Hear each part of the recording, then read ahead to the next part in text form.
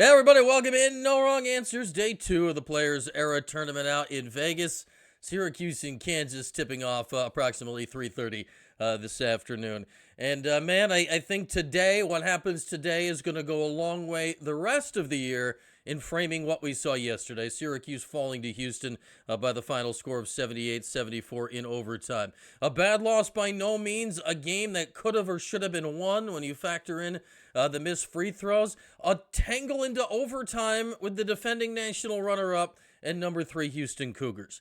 There's lots of reasons to take hope out of yesterday's game if you're Syracuse.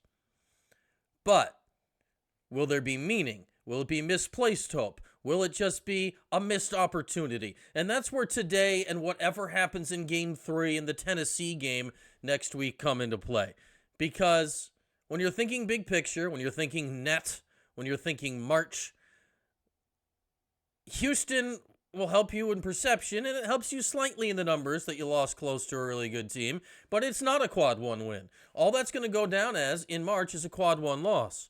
Kansas today, while not big, bad top 5, top 10 Kansas, they're still, Kansas. Kansas would have to completely implode for this not to be a quad 1 opportunity for Syracuse by the end of the year. They just need to be top 50 at the end in a neutral site game. Houston better than Kansas. Syracuse, yesterday anyway, showed that they could and were the equal of Houston. Does that mean they beat Kansas today? No wrong answers, let's get into it, because if Syracuse beats Kansas today, man, I think it puts a nice exclamation mark on what they did yesterday, because now you showed us what you could do, and then today you went out and did it. How will Syracuse fare? No wrong answers in the second game without Donnie Freeman. Still have no timetable for his return other than he's out this week.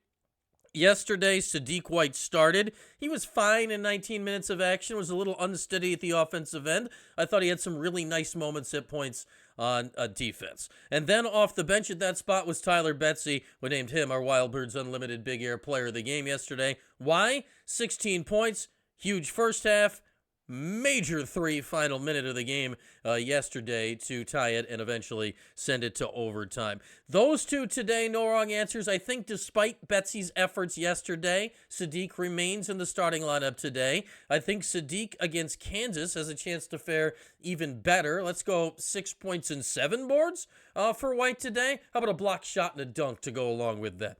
As far as Betsy, he's good. His hot shooting continues, not 16, but we'll give him 13 points today as he hits 3 more from the outside. Elsewhere in the lineup, free throws, the less said the better. No wrong answers, free throws were the wrong answer yesterday. How about Cuse Anthony? He ended up with 10 in 24 minutes. Had a really good first half with Betsy as they combined for 20 off the bench before halftime. Not a lot after halftime for Anthony. His stud freshman counterpart, Darren Peterson for Kansas, like Donnie Freeman, is out for the tournament with an injury. So Cayenne today has a chance to seize the mantle as the best young guy in the court, and I think he does it. I think Cayenne got his feet wet yesterday against Houston. While Kansas is good, they won't be quite as physical with him. How about 15 points today for Cayenne Anthony?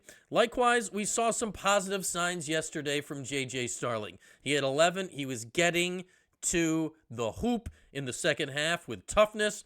In this game against Kansas, which should be a little bit more wide open, I think that can favor JJ a little bit. He equals Cayenne today with 15 points. William Kyle, my apologies, sir.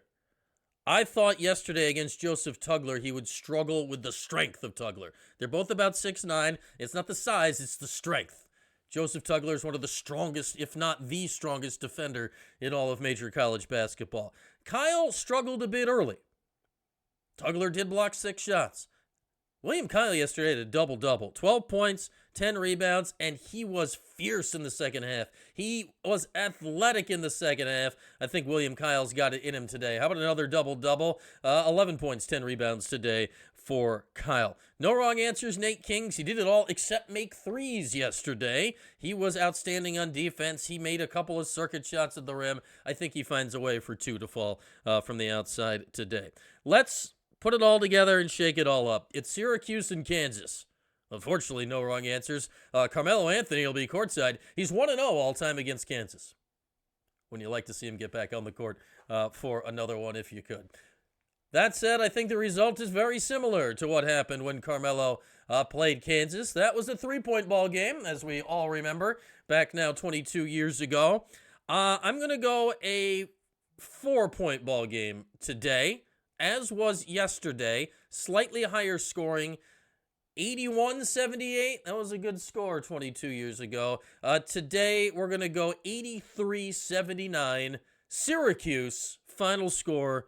No wrong answers as the Orange get the win they needed on this trip out to Vegas. Then we'll see on Wednesday if they can follow through with another big win for the resume. As far as our coverage here today, you're in the exact right spot. Tip time 3:30. We'll be here for postgame 5:30-ish. Unless it's overtime again, then 6. I don't know. When the game ends, you know where to go. It's right here, Brian Higgins, 315 on the YouTube. We'll hang out, we'll chat, we'll take your live video calls, and we'll do that all for roundabouts an hour after the game. Looking forward to Cuse-Kansas this afternoon. We'll talk after.